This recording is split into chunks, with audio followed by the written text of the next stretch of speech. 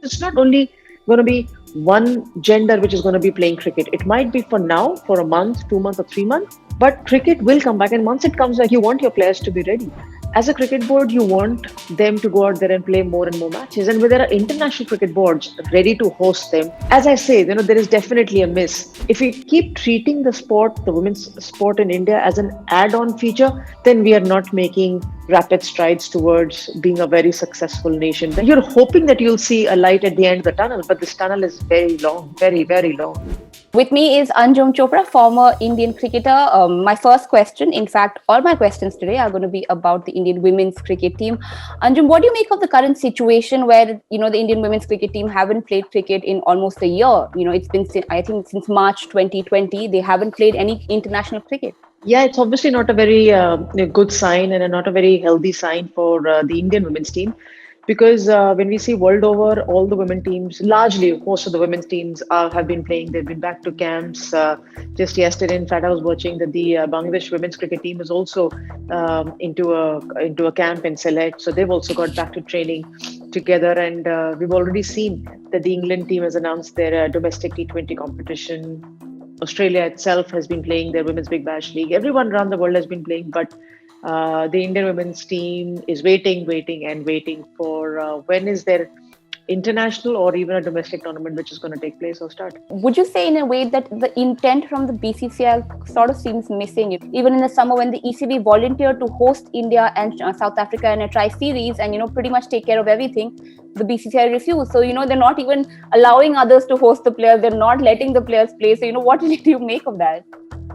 Yeah, that's actually surprising because, we know that the BCCI has obviously done a lot of, in fact, as a cricket board, whatever a cricket board needs to do for the sport to develop, they've done that over the years. I won't say that they haven't done anything, but somewhere down the line, you just feel that I don't know what's amiss. What is the concern? I mean, what is the trouble in organizing women's cricket games? Because at the end of the day, when we hear about men cricket matches getting organized, getting structured from one tournament to the other, one bio bubble to the other, then I'm sure it can be done for the women's games as well. Because at the end of the day, we're all under the same flagship, respective cricket boards and under the ICC. So it's very concerning and it's very kind of a difficult situation to understand what's happening. Maybe in October, November, it would have been probably a good question to ask if the momentum could be lost. But we're sitting now almost 10 months later, after our women's cricket team reached the final of the women's T20. And, they'd reached that massive high. Since then, there hasn't even been a camp to get them all together. Yeah. So, is it too late to even ask if the momentum is already lost? Yeah, absolutely. I think let's not go too far behind what we saw even in the Challengers, the T20 Challenger tournament that was held in Sharjah for the women. Those games, you could clearly see that the intent is obviously there, but there is lack of coordination. And when you're coming out of a quarantine period, you're coming out of a long layoff from the sport, and then quarantining, and then coming into a tournament. It does take time to get set. And then once you do all the things in quickness and in a fast mode manner, fast tracked, just to get the best of performance going, and then again there is a pause mode, and that pause mode is just extending and extending. And it's not just about being in a month or two. It's you're hoping that you'll see a light at the end of the tunnel, but this tunnel is very long, very, very long. In an earlier interview, we actually talked about this, about how your generation was sort of saw the transition of women's cricket being, coming into under the wings of the BCCI. You think maybe it would help to possibly have not a different board altogether, but maybe like a committee or somebody within the BCCI who looked after only, the women cricketers? Yeah, absolutely. I think it will augur for that, and I do feel that kind of a committee should be there. It is there. I won't say that the women's committee. It was there. Now I don't know what the structure is presently, because a lot of top guys.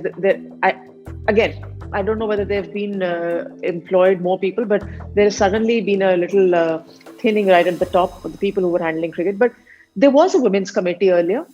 There needs to be a women's committee, and I strongly feel that if one person who's handling entire cricket, that's fine. But if there's a men's cricket committee, there should be a women's cricket committee as well, because the sport needs to grow. It can't be just a pass-on thing, an add-on thing.